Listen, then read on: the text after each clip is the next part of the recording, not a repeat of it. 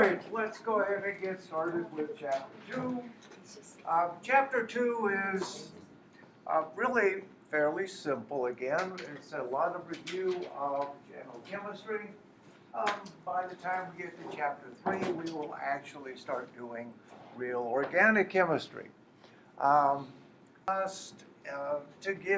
To reinforce the background that you'll need to understand organic, and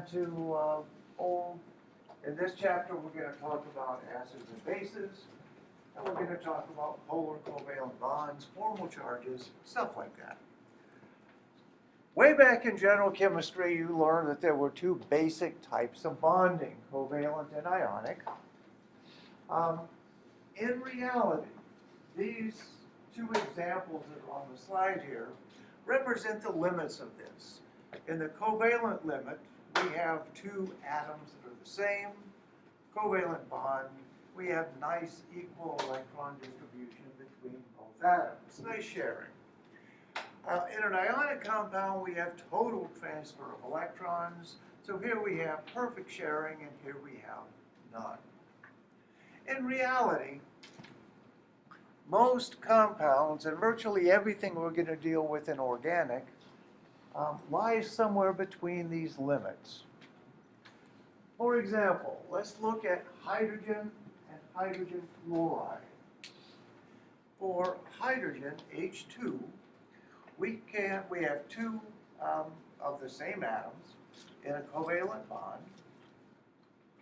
We can calculate the electron distribution, or something close to that, with electrostatic potential map. We saw this in Chapter 1. For hydrogen, the map, we start off with our calculated positions, and basically what we do is create a surface describing where the electrons are going to be around the molecule, and then we color it using a code where red is electron dense and blue is electron deficient. For hydrogen, we have a nice green ball, little oblong sort of thing, but this tells us that we have essentially uniform distribution, and that's what we would expect because these are the same atom. If we look at hydrogen fluoride, however, we do the same operation. What we get is something that looks totally different. For hydrogen fluoride, we get a very cute looking little Easter egg. We have a very, very dark blue end here, and we have nice rich red this end. Remember, red means we have high electron density, and blue means we have very low electron density. So the fluorine here is sucking all these electrons towards itself. Now this is what's known as a dipole, and we show this with a little dipole moment. Basically, it's a arrow that's crossed at one end. This shows the positive end of the molecule, and this is the negative. Now, as you learned in general chemistry, the origin of this is the concept of electronegativity. In electronegativity, we assign a relative number scale from down here in this corner, about 0.7 at the lowest, and way up in this corner, about 4 for the highest. Electronegativity is the ability of an atom to attract electrons towards itself. If we look at hydrogen and fluorine in HF, hydrogen has an electronegativity of 2.2, fluorine is essentially 4. Fluorine is more electronegative, therefore it draws the electron density in the covalent bond towards itself. Okay? Fairly simple concept. Well, let's look at water. First thing we're going to do is talk about acids and bases and things like that. And of course, it all has to start with water. We mentioned the valence shell electron pair repulsion theory. And we basically said that we look at the number of things surrounding a central atom in order to come up with the geometry. Here we have two unshared pairs, we have two covalent bonds, that's four things. We would predict that this would be tetrahedral. Now, the other way that you talk about molecular geometry is to ignore the electron pairs and simply look at the covalent bonds that are attached. If these guys are not counted, then water looks like it is bent. So this is officially called a bent geometry. Now, if we look at these bonds here, hydrogen and oxygen have different electronegativities. As we just saw, hydrogen is about 2.1. We look up on the table, oxygen is about 3.5. Now that means that each of these OH bonds is going to have a dipole. These two dipoles within the entire molecule now are going to combine. It's a simple vector addition. When they combine, we wind up with a molecular dipole, and the molecular dipole looks like this. So our prediction is that in water, we would expect a positive end down here and a negative end up here. The thing that allows this is the fact that water has bent geometry. Remember, four things around it is overall tetrahedral. These two things define bent. All right, if we take this water structure and we calculate the electrostatic potential map, my gosh, it looks like this.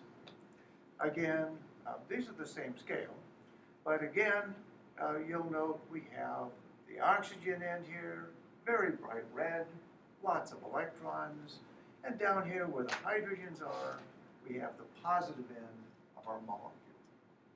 So this is the dipole associated with water. Dipoles are important in organic chemistry. Just as an example, this is methyl alcohol. We have a CH3 group and an OH. Just like we had differences in electronegativity in water, we also have differences here. The electrostatic potential map, so our dipole is going to be this way, and of course going this way.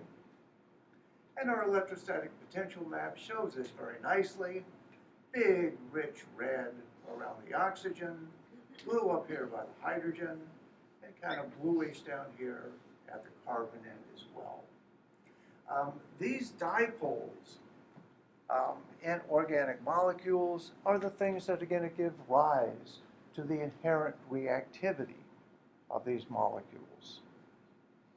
Any questions on the concept here? All right. Oh, here's our dipole. This actually should be, since it's vector sum, it should be tilted a little bit this way, I think, because we have two dipoles, this one and this one. All right. Let's first start looking at organic compounds in terms of the concept of formal charge.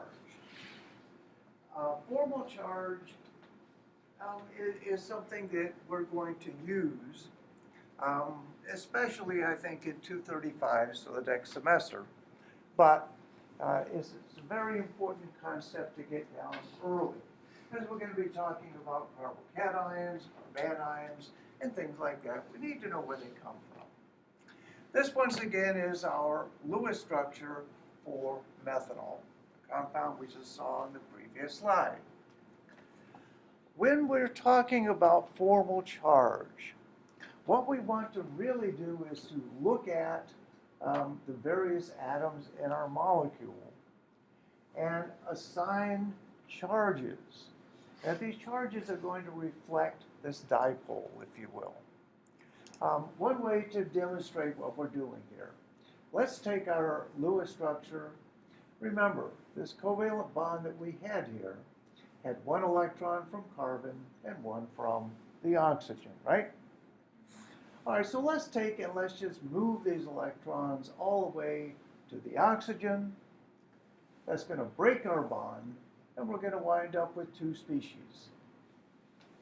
Here we have a carbon, now with only 3 bonds, and oxygen with 1 bond and 3 unshared pairs.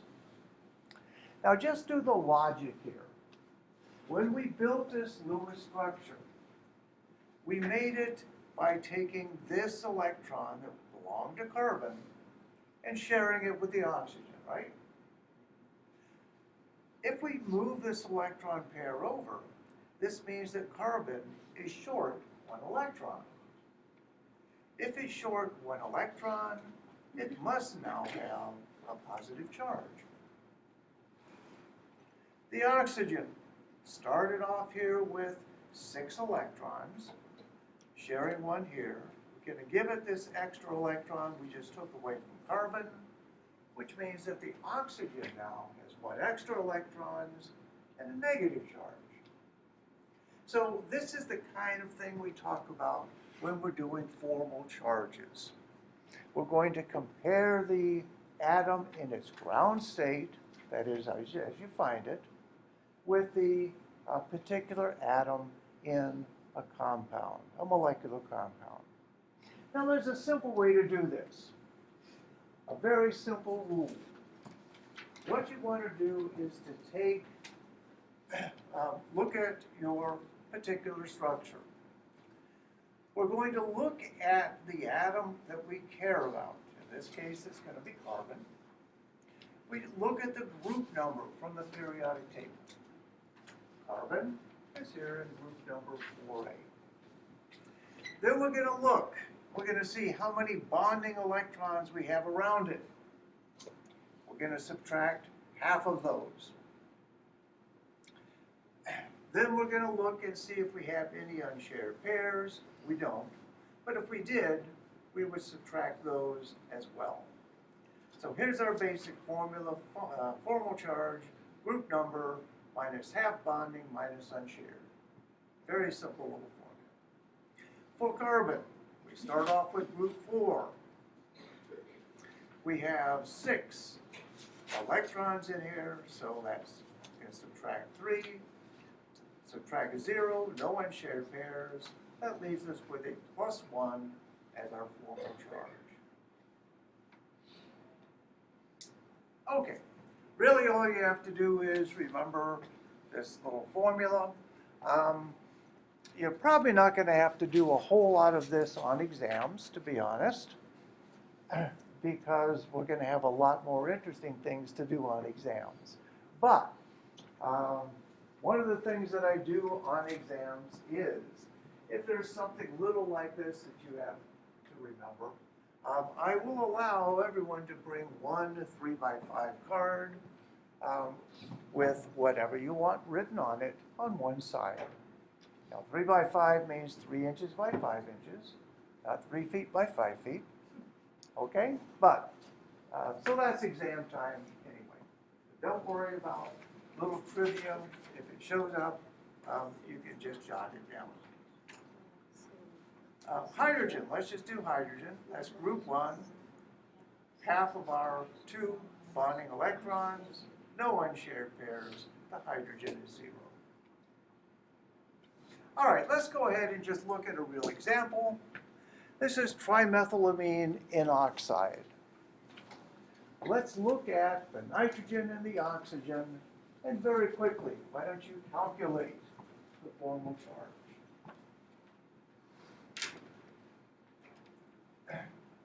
A couple of you came in just a little bit late. Let me just say, there is an extra credit online on Blackboard. It's up right now. And it'll stay up until 11:30 tonight. You have 2 attempts. It's easy. Basically, it's a free 10 points. So make sure you go there, find it. It's under course materials, and do it.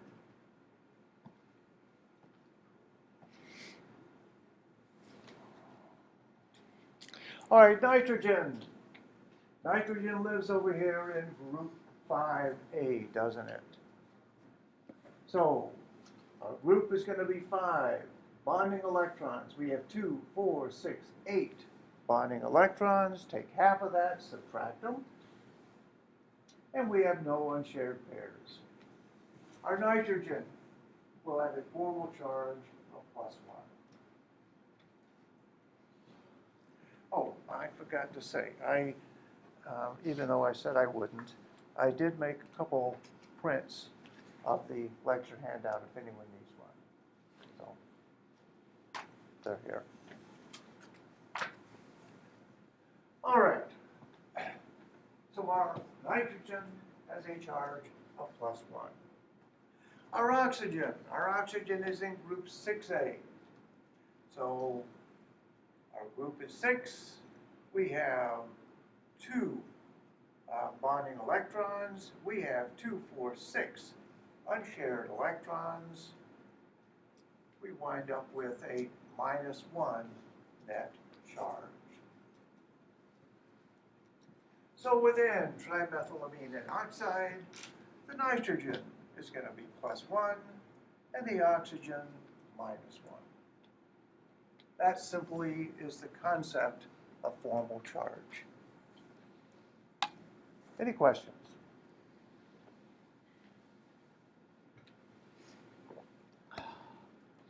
Well, that was fun. Let's do it again. This is azide anion. Go ahead and do formal charge for all 3 of our nitrogens.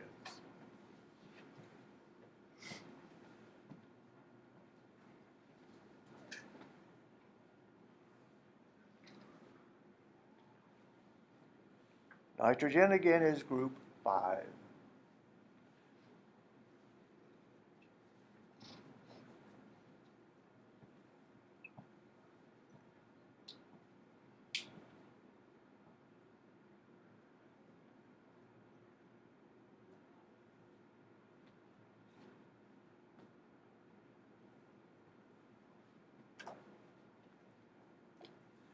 Our first nitrogen over here, we're at group number 5. We have 4 electrons, so we'll subtract 2.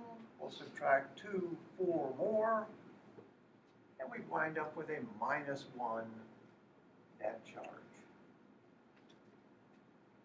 Our nitrogen in the middle, again, we're still in group 5. We don't have any unshared pairs. We're going to subtract 1, 2, 3, 4 from that, giving us a +1 charge. And the nitrogen on the other end, still at group 5, subtract 1, 2, 3, 4, 5, 6, and we're also at -1. Azide anion has a charge of -1, and if you add all these up, 2 minuses and a plus, we're at -1, so that works. How about that? Now you can also draw azide anion in a different resonance form. We're going to talk about resonance today. The other resonance form looks like this. Go ahead and do the same exercise on this one.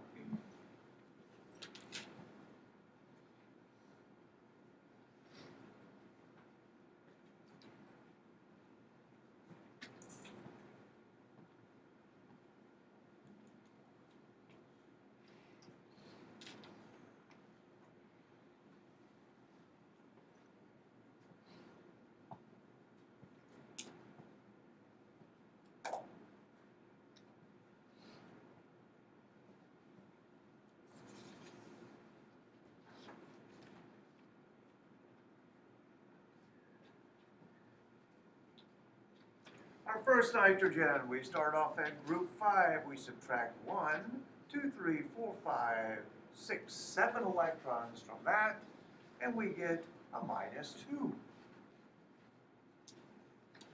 This nitrogen has no unshared pairs. We're going to start off at 5, subtract 1, 2, 3, 4.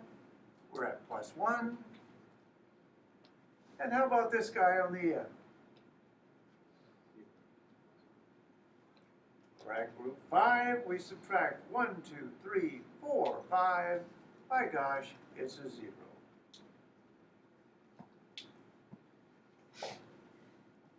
So we have 2 resonance forms for azide. One of the things that is useful about the concept of formal charge is predicting which resonance form is going to be most important in a molecule. In our first one, we had -1, +1, -1. Here we have big negative end and a neutral end. That is less stable. So we would predict that this would be a less important resonance form. Now we're a little bit ahead of ourselves as we haven't really talked about resonance yet, but this is one of the things that we use it for. Just as a very quick summary, in organic chemistry, we're going to be dealing with carbons that are positive, negative, or that have a single unpaired electron. If you go through the exercise here, for a radical, this is called 1 unpaired electron, we wind up with a 0 formal charge. Here we have 3 bonds, that's a +1. Here we have an unshared pair of electrons, that'll be a -1. These are very important. Over here for nitrogen. Basically, if we have 4 bonds to a nitrogen, it's always going to be a +1. If we have only 2 bonds, it'll be a -1. Oh, I guess let's see, the last one, this is called a carbocation. It's also called a carbonium ion sometimes. Carbocation is more contemporary now. Again, it's a +1.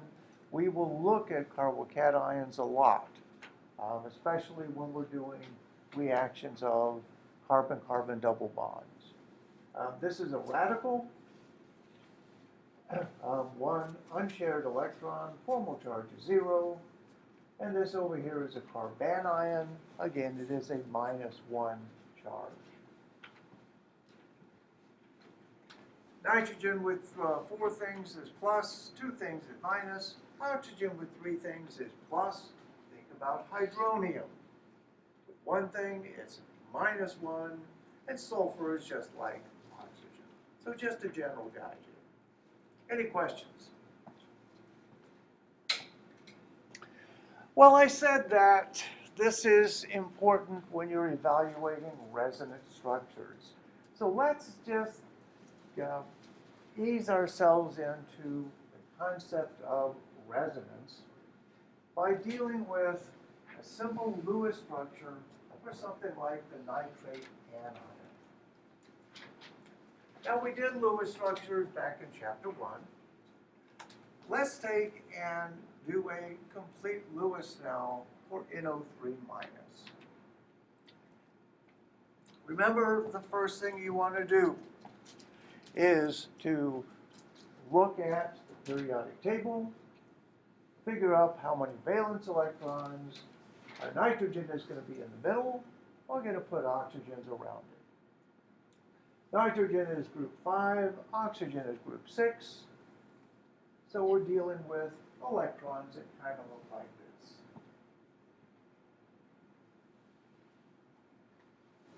All right, what we have to do is make bonds, and we're again shooting for an octet in everything. Let's see, in between these 2 guys we have 3 electrons. Remember, Lewis structures are just bookkeeping tools. They're not real. So we can just rearrange them any way we like. Let's go ahead and rearrange them this way. Go one more time. I just move this up here too. And so this is looking better. We can make a nice bond here. Let's see. Next thing we have to think about is this is a nitrate anion. The rule on Lewis structures is that if you have an anion, what you do is you put this extra electron on the central atom. So let's do that. And now we have our nitrate anion. Okay. Let's try to make some bonds. Here we can make a bond, that's no problem. Here we can make one. No electrons here yet, let's move some over. This is called a curvy arrow. In organic chemistry, we use curvy arrows a lot. Their official name are curvy arrows. Okay? And we use these to indicate movement of electrons. So here we're moving this pair of electrons into this space. All right. If we scooched all these things together now, we could make this structure. Our oxygens will all have 8 electrons, and they would be very happy, wouldn't they? Our nitrogen, however, only has 6 electrons, and it is very unhappy. We're shooting for an octet, remember? So what we do to fix this is to grab the electrons from one of these oxygens, and I'm going to move them in and basically make a double bond. So there's my curvy arrow, and the structure I get looks like this. Now we have 2, 4, 6, 8 electrons around our nitrogen, and it's just as happy as it can be. If we convert this to line bond, it would look like this. All right, everybody happy with this? Very simple little Lewis exercise. Well, I hope that some of you at least are slightly uncomfortable because the operation that we did should seem somewhat arbitrary to you. I mean, think about it. I grabbed these electrons and moved them in. That makes this a double bond and these single bonds. Am I really allowed to do that? Well, yes, I'm allowed to do that, but this is not the only way we could have done this, is it? We could draw another structure where we took the electrons from this oxygen and made a double bond, right? Now I'm going to do this with curvy arrows. This is what we do in resonance. I'm going to move these in. That would put 10 electrons on the nitrogen. So I have to move these back out. We show it that way. And our new structure would look like this. I could do the same thing with the electrons on the bottom. Move them up, move these guys out, and my structure would look like this. Okay, so I can draw 3 different structures, and the only thing I've moved here are electrons. You could ask the bottom line question, which of these structures is correct? Well, obviously they all must be correct, right? Because all we've done is arbitrarily rearrange our electrons. What we have done here is construct resonance forms. The way we show a series of resonance forms is to start off with something like this, and then we're going to use a curvy arrow to show the movement of electrons.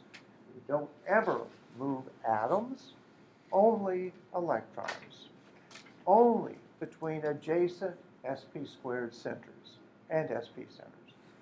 So our first movement looks something like this to give us this guy, right? Our second movement was something like this to give us this guy. These are the 3 resonance forms describing the nitrate anion. Now it's very important that you realize the nitrate anion doesn't look like any of these. If you think about it, these would be limits, just like mathematical limits. You never get to a limit, do you? You never get to any of these structures either. What the thing really looks like is a hybrid of all of these. Oh, we also show resonance forms using a double-headed arrow. It's the only time we use a double-headed arrow in chemistry, is to link resonance forms. Okay? All right, what this really looks like is a resonance hybrid. In the resonance hybrid, what we're saying is we have, about 1 1/3 bonds between the nitrogen and each of these oxygens, and that the extra electron is basically spread out over the entire thing. The molecule is the resonance hybrid. It never is any of these things, and these electrons really are not flipping back and forth. It's just the way the thing lives. This is the electrostatic potential map and the geometry of the nitrate anion. You can see it's trigonal planar, 3 things, trigonal planar. We have one electron uniformly distributed around everything. This is what a resonance hybrid is. Now, resonance is going to be extremely important in organic chemistry. We're going to do some exercises. This becomes very important, especially next semester. Any questions on the concept? Well, let's just review our rules. Number 1, we're only moving electrons. We never move atoms. All structures that we draw must be legal Lewis structures. Electrons move between sp and sp squared centers and between heteroatoms. Here we're talking oxygen and nitrogen usually, and chlorine, or halogens. And finally, resonance forms are limits. Always remember the molecule looks like the hybrid. Now, resonance came about, the concept of resonance came about in organic chemistry with the molecule benzene. Benzene, we'll talk about it when we get there, but benzene was always a problem. It's C6H6. This is the accepted structure now. Was not always the accepted structure. This is referred to as the Kekulé structure. We have 3 double bonds within our ring. The real problem with benzene was that double bonds have very typical reactions that they undergo. Benzene did not undergo any of those. Even though it really looked like it had 3 double bonds, it didn't. And it was a great dilemma for a very long time. Well, if we take benzene and we draw it just in a line bond structure, this is what we would get. Remember, there's a hydrogen on every carbon, and these are our double bonds. Okay, we're all happy with that. The explanation as to why benzene was unique in terms of reactivity was that benzene really wasn't cyclohexatriene. But we could take electrons within this ring and we could move them. That is, we could move these guys down. That would put too many bonds here, so we would have to move these over. Again, that puts too many bonds here, so we have to move these up. And when we're all done with this, we get this form, where our double bonds have basically swapped places. Now, way back in 1870 or so, when this concept was developed, they actually thought that these things were flipping back and forth. They're not. Of course, these are resonance forms. The molecule is the hybrid between them. These are the p orbitals that we use to construct the double bonds in benzene. And as you see, every carbon has one. They're all sticking up, like we said yesterday, they overlap. Or Tuesday, they overlap. This is the electrostatic potential map of benzene, and it is gorgeous, isn't it? Here we have this huge cloud of electrons. We refer to this as a pi cloud. And the reactivity of benzene basically comes about from this huge resource of electrons in the middle and the bottom, of course. Another view of it, again, here's our resonance, our double-headed arrow, our 6 carbons, 6 hydrogens, and our big honkin' pi cloud in the middle. Now we're going to deal with resonance structures. I have a problem set. I think it has resonance on it. It might. But we will do resonance structures. We will draw them for various organic molecules, etc. It's basically the same rules. Remember, move electrons between adjacent sp squared centers. And always remember that it's the hybrid, not the resonance form. There's another one that is very common in organic chemistry. Organic acids tend to feature a carboxylate group, carboxylate anion. Carboxylate anion, as you see, is composed of 2 resonance forms where we put the negative charge between the 2 oxygens. A hybrid looks like this with a net negative charge over the whole thing. Any questions? Yeah. So back when you were talking about the azide anion, you were saying that the resonance forms do not actually exist. Right. But you said there are differences in stability. Right. So if the actual form of the molecule is a hybrid, how does that affect the stability of the atom?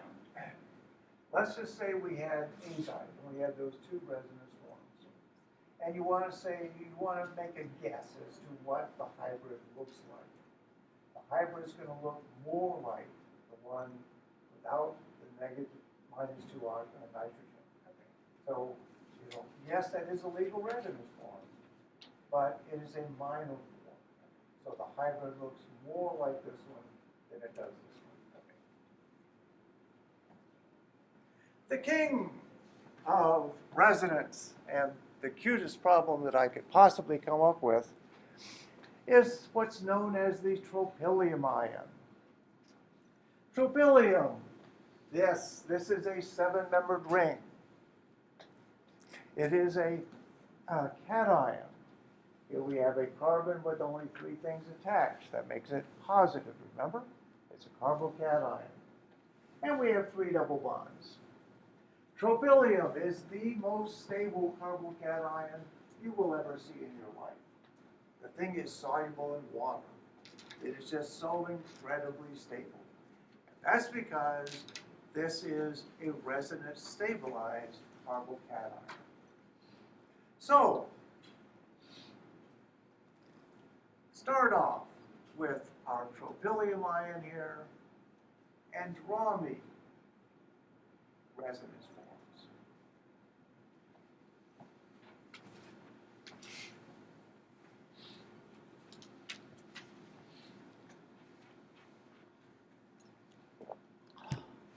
We'll do the first one and then I'll hush for a second so you can work on the set. Basically, remember, what we're going to do here is take one of these electron pairs, move it up. That will neutralize our positive charge. But when we do, the positive charge moves to the other carbon. Go ahead and do that around the ring.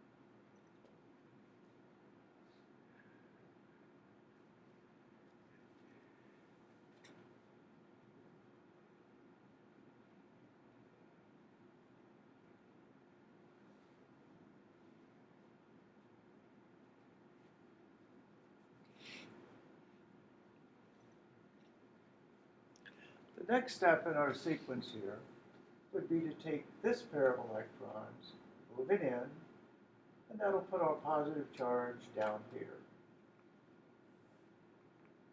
Oops.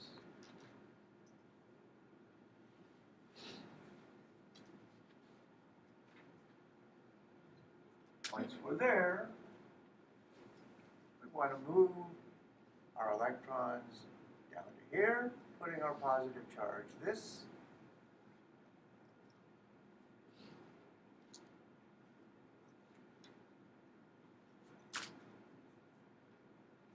Now we're not done yet. If we swing this pair of electrons in, our positive charge would be here. Swing these guys up. Down here now. Swing this over.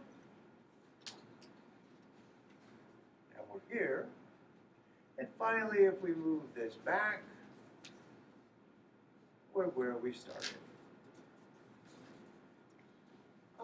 Let's say you ask us to do like some quiz, like drawing the resonance structures. Do we have to do in the sequence, like moving the adjacent electrons, or we can just do all the sequence? You have it to- doesn't have to be in sequence. I like to see curvy arrows. Curve here.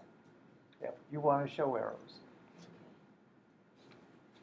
Okay. If you're keeping score here, and I hope you are, what we've done is we've managed to put our positive charge on every one of these ring carbons, haven't we?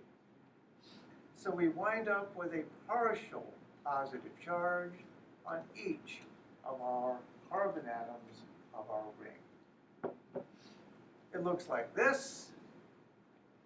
We use a lowercase Greek delta to indicate partial. So we have a partial positive charge, 1/7 of a positive charge on every carbon. We have spread the positive charge out over the molecule. And that's why it's stable. The neat thing about resonance, it allows you to explain things like stability, and it will also allow you to predict reactivity. The electrostatic potential map here is gorgeous. Big pie cloud here in the middle,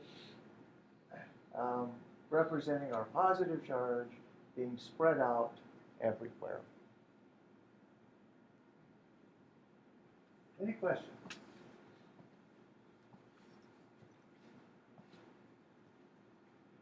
In our second semester here, we're going to look at things like acetone anion, or this is propane dione anion.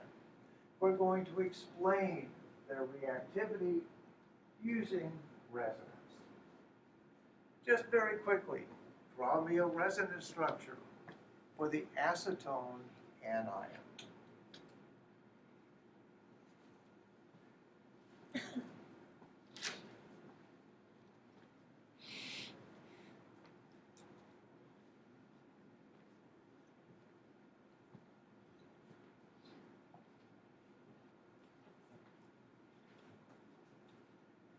What we're going to do is simply take this electron pair, we're going to move it in to make a carbon-carbon double bond. When we do that, that would put 5 bonds on this carbon. That doesn't work. So we have to move these electrons out on the oxygen. And we go from the carbanion to the oxyanion. Now the oxyanion is much more stable. Think about hydroxide. That's something we're all familiar with. Carbanions are much less stable. The acetone, this is called an enolate anion. And our prediction is that we have electron density here that we can use in reactions.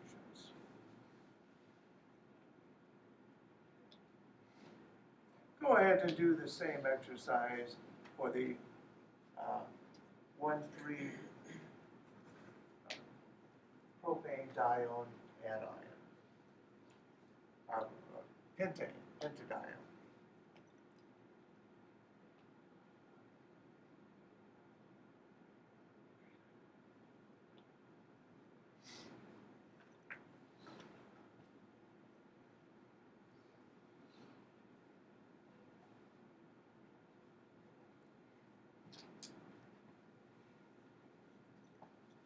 The operation is very, very similar. All we're going to do is take the electron pair, move it in to make a carbon-carbon double bond, and move one of these up on the oxygen.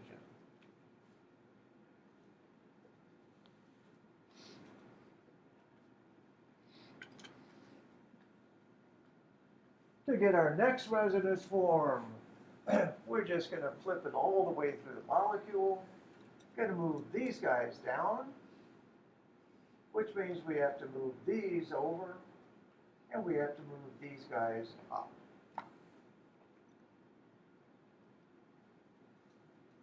And that's our other resonance form.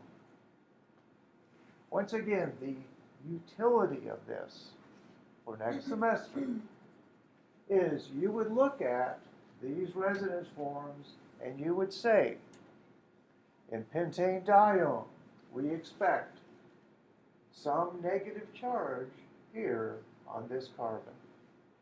And we're going to use that next semester for reactions.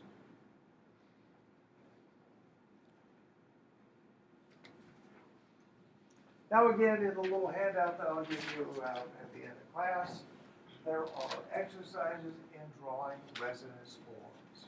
So practice these. Again, resonance forms are something we will use a lot to explain reactivity.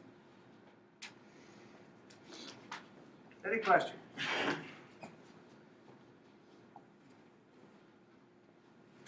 All right, let's go ahead and move into the concept of acids and bases. Basically, we're going to talk within organic chemistry, but again, this is a review of the important concepts of general chemistry. Let's go back to our electrostatic potential map for water. As I hope you learned in general chemistry, the fact that we have this big dipole in water basically means that water is a very, very polar molecule, and the polarity of water is the thing that allows it to do amazing things like dissolve ionic compounds, if you will. Basically take sodium chloride crystal, rip the ions out, and solvate them in solution. That's the thing that allows that to happen is this huge dipole in water. Water is better at this than anything else, and that's why water is often thought as being essential for life, at least as we know it. A general rule for solubility is that polar compounds will dissolve in polar solvents, and nonpolar compounds will not. Here we have alcohol being poured into water. Alcohol, as we saw with methanol a little bit earlier, has an OH bond. OH bond is polar. There you go, polar OH bond, just like the one in water. Both polar molecules, therefore they are miscible.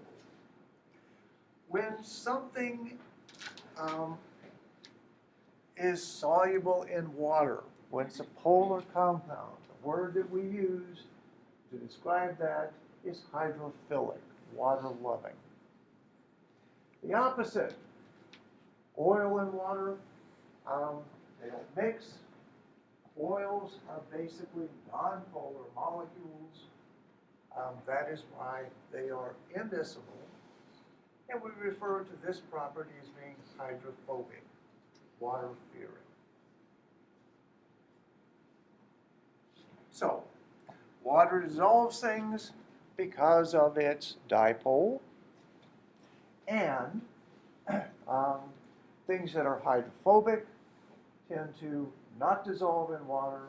Things that are hydrophilic do. But the dipole in water is more important than just dissolving things. The dipole in water allows water molecules to interact with each other. The mechanism for this is hydrogen bonding. Let's take our water molecule here. We said we have a negative end. Here's our hydrogens. These are blue. If we brought another water molecule up next to it, we could align these so that the negative oxygen is now pointing here at the hydrogen, which is positive. This bond is referred to as a hydrogen bond. It's weaker. It's maybe 5% of the strength of a covalent bond, but it's still significant. We could do this again. Bring another water in and make another hydrogen bond. We can do it again up top. Here we have this oxygen now with another water molecule, again, hydrogen bonding. In fact, if you think about it, we can extend this forever, can't we? Here we have 2 hydrogens, here we have another oxygen, 2 more hydrogens, etc. In fact, water is very highly hydrogen bonded towards itself. Here we have just put 4 waters around it, but we can do a whole lot more than that. We can actually solve for what water structure might look like. This is a computer solution for a cluster of water. And what I want you to notice here, look at these guys. I mean, my goodness, this oxygen has totally swallowed that hydrogen, hasn't it? Individually, the hydrogen bonds are fairly insignificant, but you put all of these together and you have tremendous interactions, tremendous energy. Now, we all know hydrogen bonding, probably from biology. We know that in biology, in nucleic acids, we have hydrogen bonds between, quote, DNA and RNA bases. Bases, we'll learn later, are actually purines and pyrimidines. But if we look at a typical base pair here, this is an NH, and this is an oxygen. They can form a hydrogen bond. This is an NH, and this is the nitrogen. This nitrogen can accept a hydrogen bond, and another NH, an oxygen, a total of 3 bonds here. Within nucleic acids, these, quote, bases tend to line up within our double helix. These are the hydrogen bonds that we form, here they're shown a little more clearly. Most people don't realize it, but the thing that really makes this whole process possible is the fact that our double helix is very, very compact, and basically there's no water inside of this. If you look at a model, you'll see that as we make this helix, we have squeezed out all the water. Now, why is that important? Because water is the best thing ever for hydrogen bonding. It is so much better than these bases, so much better. Once these things are open and water gets in there, there's virtually no attraction between the bases themselves. Water just swamps it out. When you finally wind it up, squeeze out the water, that's when you get base pairing. The water is just very, very good. All right. Bottom line here, we're going to do hydrogen bonding as one of the forces that we're going to talk about in organic chemistry. Very simple. But there's another consequence of hydrogen bonding. let's pretend we have two water molecules sitting next to each other, happily hydrogen bonding with each other, right? Just having a good time. All it takes is a tiny bit of thermal energy. Somebody just gives this a little kick. And this hydrogen can transfer along that hydrogen bond. And when it does, we make a pair of ions.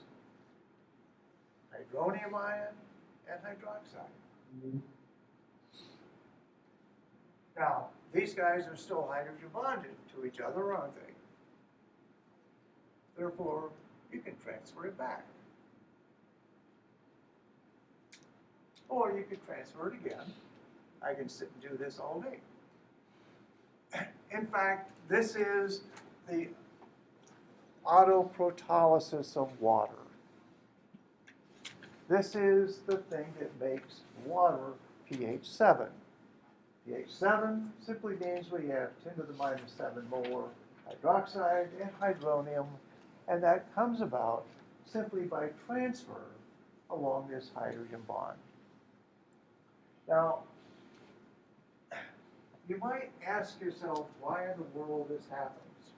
We're going from neutral water to ions. This is the hydronium ion, this is hydroxide. We're going way up the energy hill, you would think. I think it's important to appreciate also just how good water is at spreading charge. Let's look at a rationale for this thing. This is hydronium. Again, oxygen is green now because we've sucked out so many electrons. We have a big positive charge around it. Tip it on its side. You can see it a little bit better. Big blue bottom. There's our oxygen end. The reason that this happens, the reason that it can happen at all, is that water is able to disperse this charge. Now remember, we looked at tropylium. We said tropylium ion is stable because we spread this charge out, right? Let's take one water, and this is hydronium, and I'm going to surround it with 3 more waters. When I do this, I can now calculate what the electrostatic potential map for this cluster looks like. Remember, we started off with hydronium, our big blue ball in the middle. Put the waters around it. This is what our solution looks like. Now what's happened here is these 3 waters, just 3 waters, have been able to take our big blue ball from the middle, our big blue ball, and spread this positive charge out over this cluster of 4 waters. Now, this is impressive, but in fact, water tends to live dynamically in much larger clusters. So here's hydronium, and we put 8 waters around it. Big blue ball again. If we take this and now do an electrostatic solution for the whole thing, it looks like this. Now this guy is our hydronium. Remember, it used to be big and blue. Now it's even got a nice little red cap on it, doesn't it? Water is just amazing at spreading out this charge, just like tropylium, and that's why water can support ionization. All right, with that phrase, we get into the notion of acids and bases. Let's return to our friend hydrogen fluoride. Remember, we did the electrostatic potential map. It looks like a nice Easter egg. If we take hydrogen fluoride in water, what happens is we split our covalent bond, get hydronium and fluoride anion. This is an acid-base reaction. Rationale for how it happens: we have hydrogen bonding to water.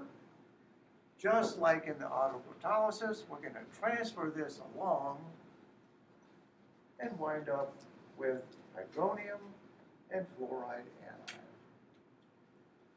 These are able to transfer back, and when they do, we wind up with an acid-base equilibrium, which of course we show using our double arrow, not double-headed, and this describes the ionization.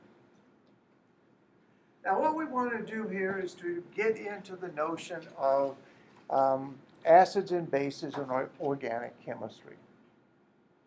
This is the origin of acids and bases in water, period. Let's just expand on this a little bit.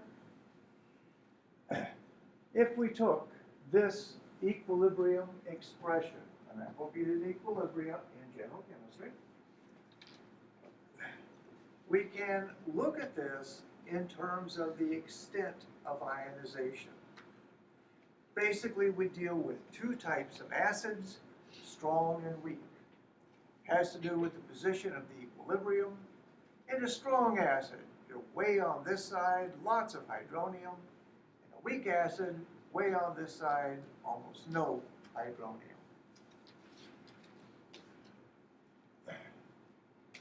This is referred to as a Bronsted acid. So is hydronium. This would be our Bronsted base, our proton acceptor. Okay. This is a little animation of some sort to explain the concept of a strong acid. Again, what I'm trying to show here is we have HCl, which is a strong acid. On ionization, the equilibrium is way far on this side, so you will have virtually 100% ionization to hydronium.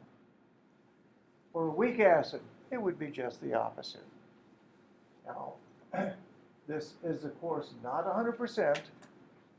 There is maybe 1/1000th of it that is still HCl, but I don't have room for a billion things. All right, remember KAs. Oh, let's just look at common acids that we'll see in the lab and things like that.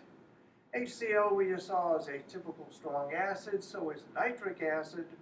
But this is nitric acid. It's nitrate anion with a hydrogen on one oxygen. Perchloric acid is another one we'll use. This is chlorate. We have hydrogen on one of the oxygens. These guys all give up one hydrogen on ionization, and they're referred to as monoprotic, one proton. The other acid that we'll use in lab is sulfuric acid. This is sulfate with a hydrogen on two of the oxygens. We can take the first one off to form hydrogen sulfate, the second one to give sulfate. That makes it a diprotic acid. So we're going to use these as strong acids in the lab as we go.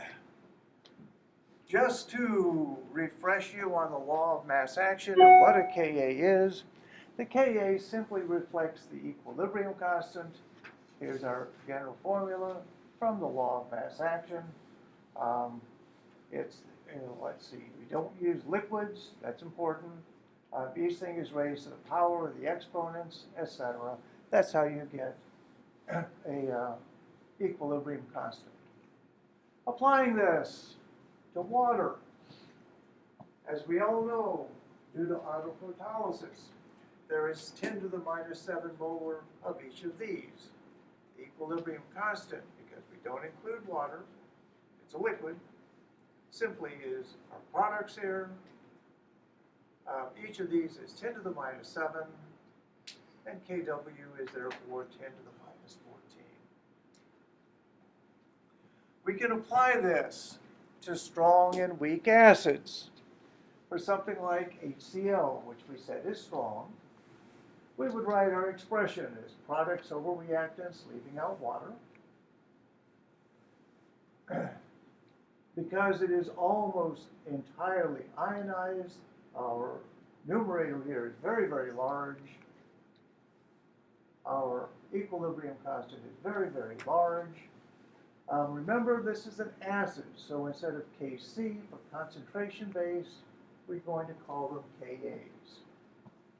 We're going to talk about Kas and pKas, so it's important that you understand this. Ka is large, it's a strong acid. This is acetic acid, the acidic component of vinegar. It's a typical organic acid, and it's a weak acid. That means the equilibrium strongly favors this side. Ka is much, much less than 1. It's very, very small. In fact, it's about 10 to the minus 5. For something like HCl, it's about 10 to the 10th. So big, big difference. Remember, we can take a Ka, convert it to something useful, take its negative log, and that makes it a pKa. The rule you have to remember for pKas is the smaller the pKa, the stronger the acid. All right, let's just look at some very simple organic compounds and describe them in terms of their Kas. Acetic acid we just saw, pKa of about 4.7-ish. Water, we're up to 15.74. Ethanol, like water, except it's slightly less acidic. Down here, HCl, we're very, very strongly acidic. Again, the one thing that I want you to remember, because we will use this concept, is the smaller the pKa, the stronger the acid. Any questions?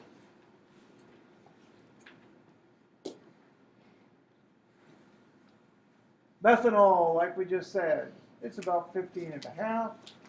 This is acetic acid, 4.7. This is acetone. Remember, we made this anion, stabilized it by resonance. Our pKa here is about 19. This is the concept or the context that we will use acidity in organic chemistry. Any questions? Well, there's one more review topic here that we need to do for acids and bases, and this is Lewis acidity.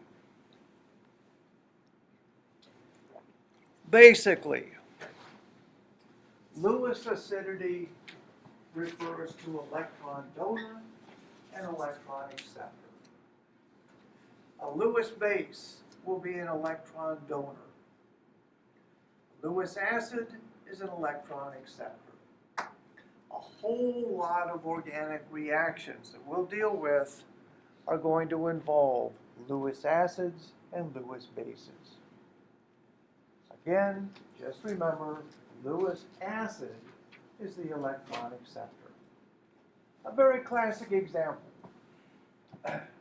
Boron trifluoride. Boron is group 3, only has 6 electrons.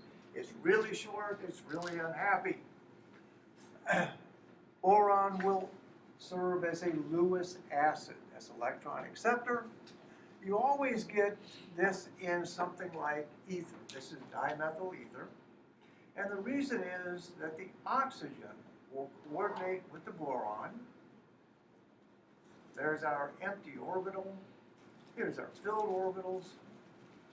What happens is these will interact with our empty orbital on the boron, and we'll get our complex. Acid-base complex. If you look at the electrostatic potential map, here we're starting with our boron, very electron deficient. Here's the electron density on the ether, and here we've made our bond, and everybody is much, much happier. Simple acid-base chemistry applied to organic compounds. Any questions? Okay, there's one more subject we have to cover in this chapter, and this has to do with intermolecular forces. This is a cute little calculation, actually. Every substance, every particle in the universe, as we know it anyway, has an inherent attraction towards every other particle. Not quite like gravity, whatever that is, but it has an inherent attraction. On the molecular scale, we refer to this as intermolecular interactions. This is kind of a billiard sort of a setup. Here we have particles, and it's an actual calculation. Each of these is assigned a slight attraction towards the other. Now what I'm going to do is launch this guy at this cluster, and they're going to bounce all over because they have lots of kinetic energy.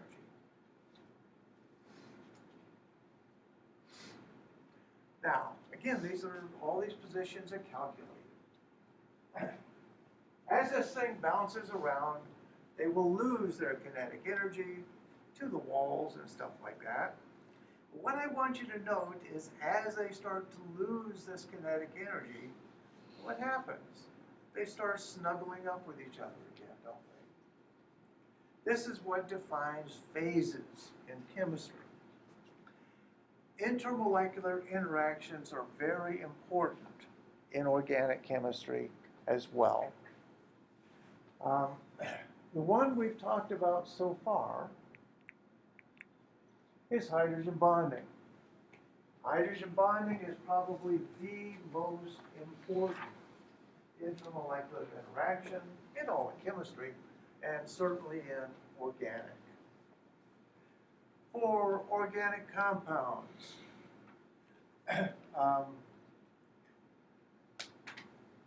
this is ammonia. Ammonia, we have a lone pair of electrons here. It's a hydrogen bond donor. Of course, water is a hydrogen bond donor and acceptor.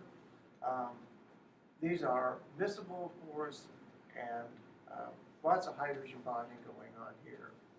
We also have hydrogen bonding when we have alcohols, OH and the oxygen, effective, but not nearly as good as water. The thing that, the physical property that is most affected by this type of hydrogen bonding is boiling point. If we look at water, all these guys have roughly the same molar mass. Yet water has a boiling point of 100 degrees centigrade because it is super hydrogen bonded. You've got to break all those bonds. This is hydrogen fluoride. Turns out it's a really good hydrogen bonder too, but not nearly as good as water. It boils like 50-ish. This is ammonia, down here, minus 60, something like that. And finally, methane. Simple carbon-hydrogen bonds do not hydrogen bond at all. Boiling point way down here, close to minus 200. A nice correlation between the ability to hydrogen bond and boiling points. Other types of interactions that we'll talk about. This is induced dipoles.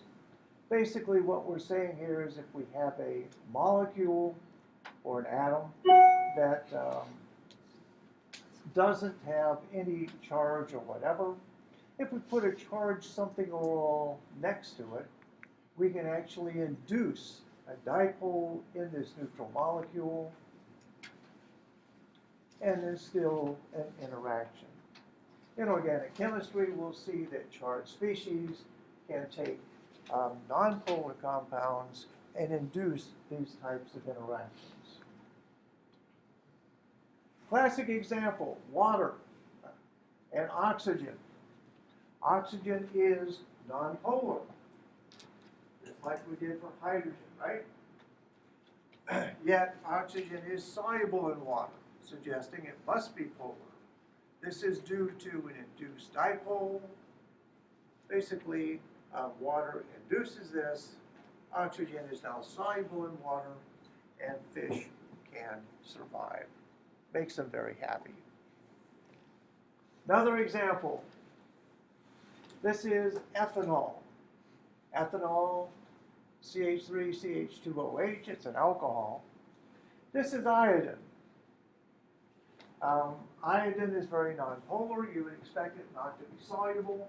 In fact, it is. Forms this lovely solution, and again, it's due to the interaction, the induced dipole between the two. This is what's known as tincture of iodine. And back when I was a child, this was how they did child abuse. If you had a cut of some sort, they would take and pour this stuff on your open wound. And it was not nice at all.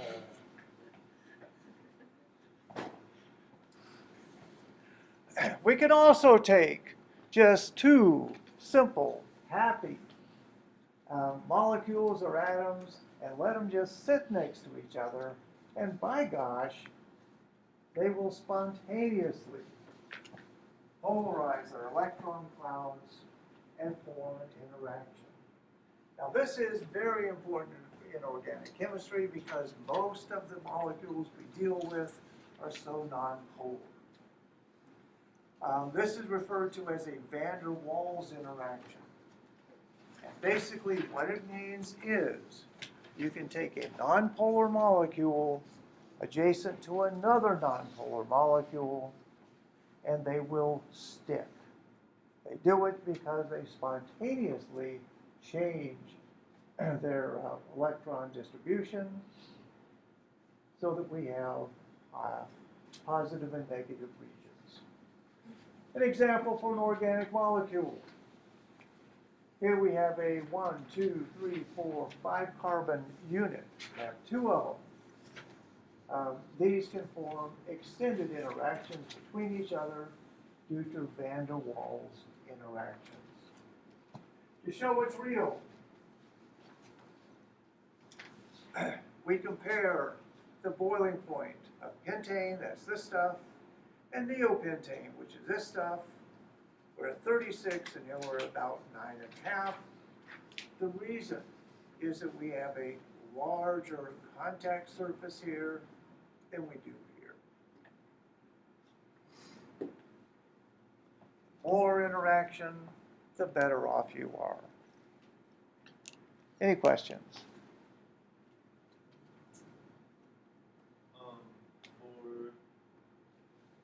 For all these molecules where they have, an unbonded pair, Mm-hmm. Do the unbonded electrons just kind of move out of the way, like perpendicular to the bond? They are going to adopt whatever hybridization the particular heteroatom has. Yeah. Remember, oxygen is going to either be sp cubed or sp squared. So they will be either in a tetrahedral arrangement or in a trigonal arrangement. Yeah. So it just depends upon the hybridization. Yeah, they just go into that geometry. This is just a simple thing here to show that in fact we can, as we add more carbons to simple organic molecules, boiling point goes up. And again, this is all due to nonpolar interactions. Now I have here a handout that's got, 4 pages of problems. This is not homework. People have asked me, gee, what homework do we have to do? Well, you don't. You're big people now, and this isn't high school. So I don't do that. If you don't understand something, you grab a problem set and you work it until you understand it. And if you still don't understand it, then you ask a question. The homework exercise is a little too artificial at this stage. But I'll give you that in a minute. Let's just take and go through a couple very quick problems here at the end of our handout, just to make sure that we understand some of these concepts we've talked about today. We said any species that can accept an electron is what? Remember, the guy also did dots. If you accept electrons, you are a Lewis acid. If we have a bond between atoms that have different electronegativities, we are going to take that covalent bond and we are going to polarize it, aren't we? And we tend to call this a polar covalent bond. If something loves water, what do we call it? Hydrophilic. Love water. If you can donate a proton, typically along a hydrogen bond, makes you an acid of some sort. This is generally referred to as a Bronsted acid, isn't it? The ability of an atom to interact, to attract the shared electrons in a covalent bond, well, that goes up here. This is electronegativity, water fearing, hydrophobic. And if we can donate electrons, opposite of this, we're talking about a Lewis base. Oh, a compound that could accept a proton. I guess I had one more squeezed in here. That, of course, is a Bronsted base. So just make sure you understand the nomenclature that we've talked about.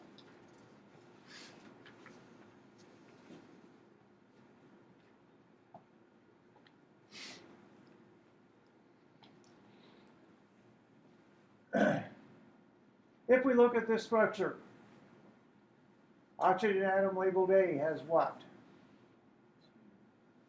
How many non-bonding electrons? Well, that's these guys, right? That's 4. Oops.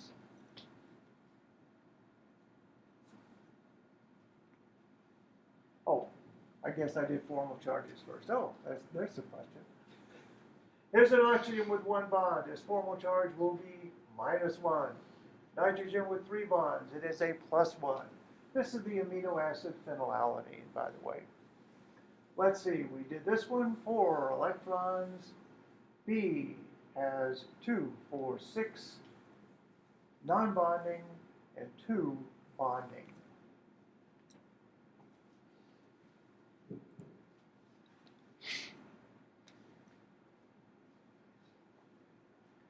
These questions that we're doing right now are similar to what you're going to see on the extra credit, just so you know why we're doing this.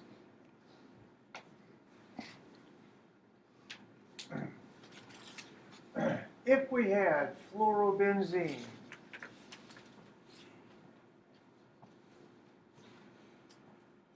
what would our dipoles look like? Well, we know that fluorine is the most electronegative atom, isn't it? Therefore, it's going to suck the electrons towards itself. It will be partially negative, making this carbon partially positive. In terms of using this to predict reactivity, we could predict that things with electrons could attack this carbon. That's why we care about this. This is called tetrahydrofuran. Oxygen is more electronegative than carbon. Oh, here's our dipole. Oxygen is more electronegative than carbon. So it will be partially negative, making these partially positive. Our dipoles, both like this, molecular dipole going down. This is tetramethylsilane. Silicon, just like carbon, forms 4 bonds, tetrahedral. If we look at the electronegativity, my gosh, they're really close.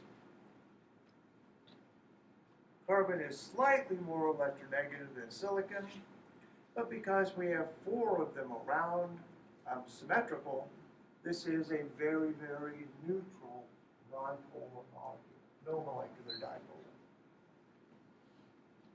well, we have one here, but whatever. All right, so let's deal with simple acid-base chemistry. If we have this acid-base equilibrium, this is called tert-butyl alcohol, tert-butoxide, pKa of about 15.7.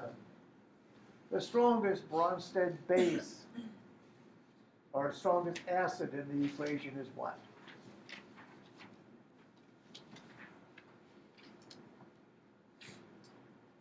Acid is the proton donor, isn't it?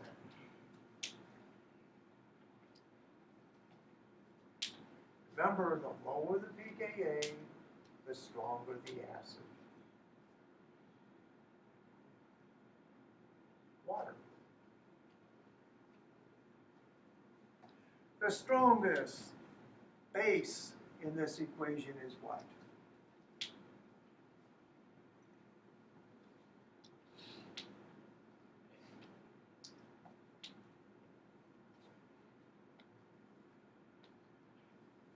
And the weaker the acid, the stronger the base. That's the other corollary to remember. Lower the pKa, stronger the acid. The weaker the acid, the stronger the base.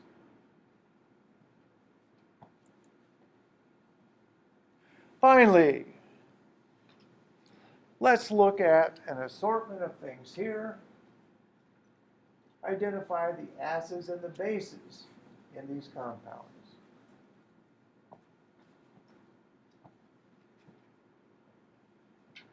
Is methanol going to function as an acid or as a base? It's going to be an acid, isn't it? This guy is neither. HCl, of course, is an acid. This is a Lewis acid. Iron 3 is also a Lewis acid. This guy, methanol can also function as a Lewis base. That is, it can accept a proton, Bronsted base. This oxygen can also accept a proton, and so can the nitrogen of purity.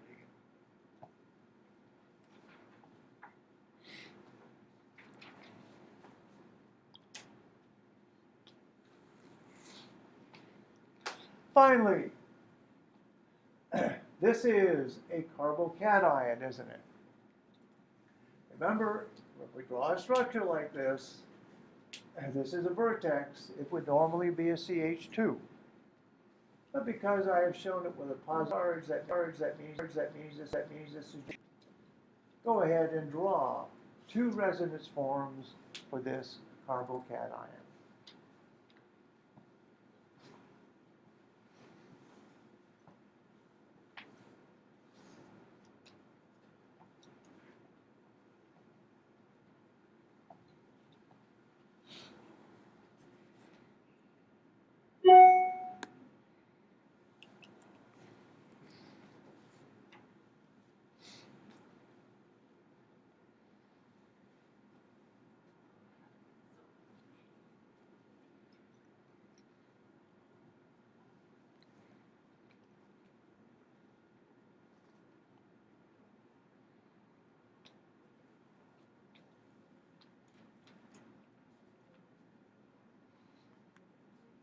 First thing I'd like to do is to take this electron pair from the oxygen, move it in here, form a double bond. We now have an oxygen with three things attached. That makes it positive, doesn't it? Positive formal charge. We have taken the positive formal charge from carbon and transferred it to oxygen. Now there's one more carbocation we can draw here. If I took this electron pair, moved it in, took this one, put it back on the oxygen, I would get this, where now the positive charge is on this carbon out here.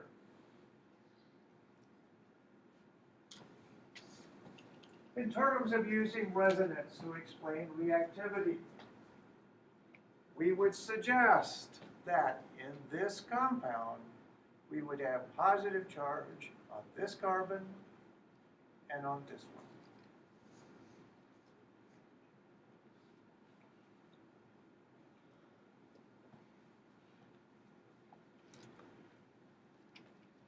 Let's do one more.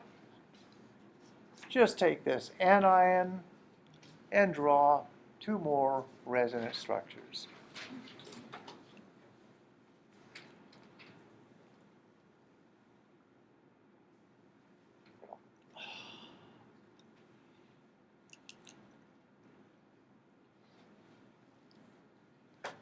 Step one, move the electrons in to form a double bond. Got to get these somewhere. That's too many bonds on that carbon, isn't it? So let's put it right here on this carbon to move the carbanion out to here.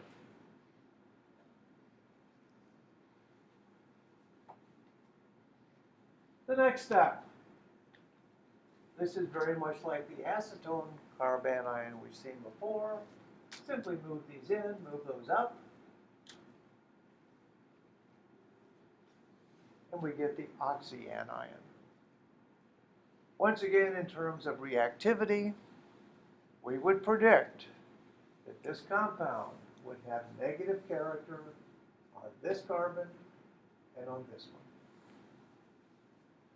That's how we're going to use resonance.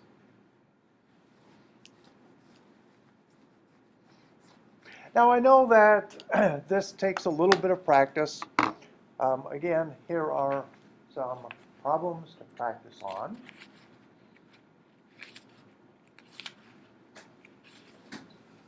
You can also go to the Organic Chemistry Online site, look at interactive, and in fact you'll find the answers to these guys on the Organic Interactive and explanations.